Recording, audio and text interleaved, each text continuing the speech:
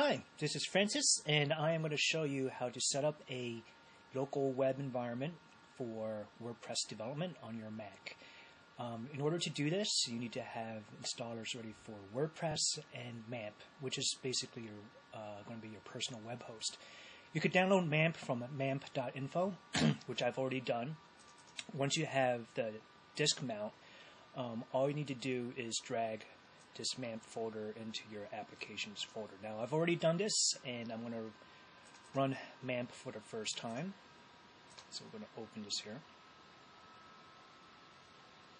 So in this example, we're going to be installing a couple WordPress sites. Now, immediately when we ran MAMP, you see this control panel where you can set various different types of settings, from the ports to the PHP versions to where Apache would go to for its document root. Now, that's the first thing that I like to do. Now, by default, it sets its document root where MAMP is installed. Typically, I like to keep my data separate from where I install my applications. So what I want to do is I set up on another drive a folder called www, just strictly arbitrary, but this is an area where I want to be doing my WordPress installs. So I'm going to make that selection. All right. So you can see here we're at the local host, and we're basically at this administrative panel here.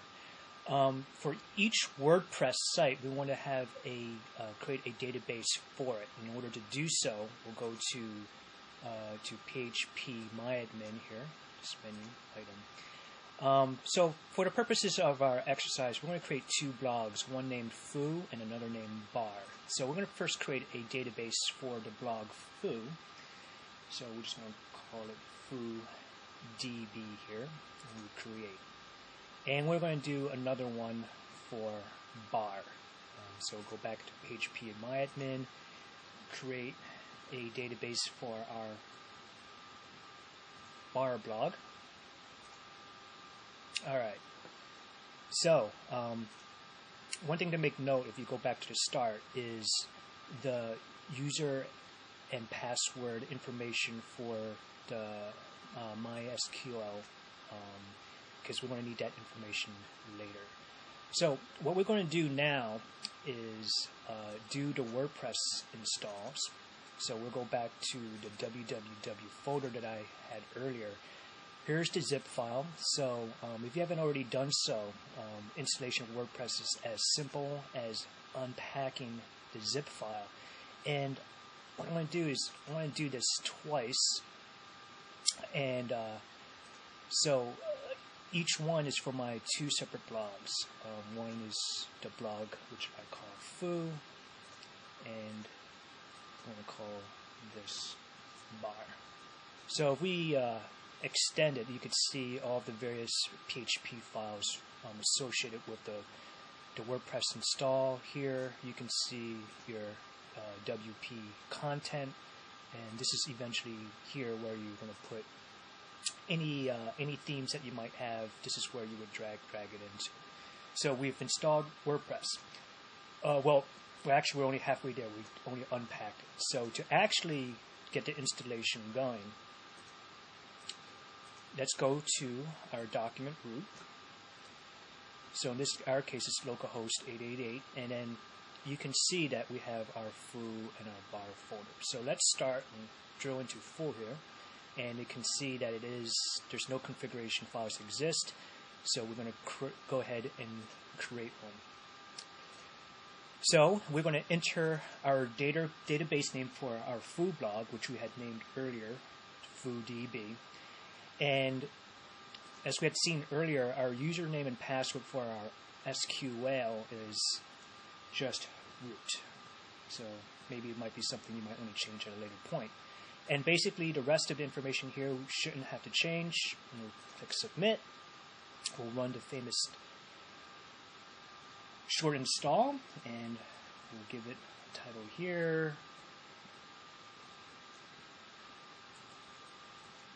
And we continue the installation. let's make note of our password, and we'll log in.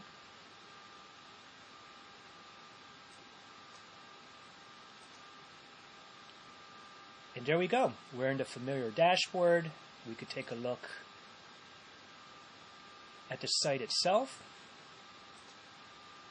And there we go. Check that out, my food blog. So likewise, if we wanted to continue and install our bar blog, we just go here, and we just continue the process just like before. It's really as simple as that. So now, say you want to go ahead and, let's say, install a theme. In this case, I have chosen this theme called Mandigo, so I'm going to unpack that. All right, and here is my Mandigo folder. So what I want to do is I am going to copy this into my clipboard. We'll go into foo, and then we'll go into WP content, and we're going to go into themes. I'm going to paste the folder in. All right. And let's go back here into our foo area.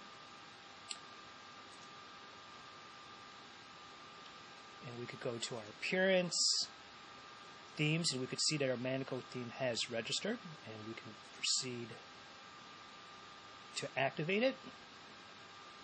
Let's take a look at the site. And there we go. So it's as simple as that.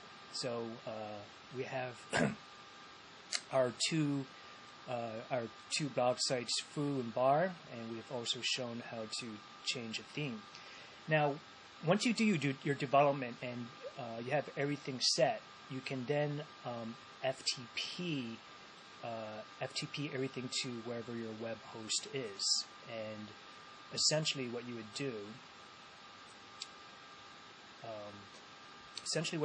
is you would copy up any files that you're modified, but most likely most of it will be in your WP content. Now, it's also important to remember that as far as the actual blog postings itself, that's maintained in the database. So it's kind of out of the scope of this tutorial. So just keep in mind that when you do your development on your local machine on your Mac and you have everything set, and then you sync it up to your actual web host, that all that you're actually doing is updating the themes, the theme in which you develop, but you actually are not uploading the actual blog content.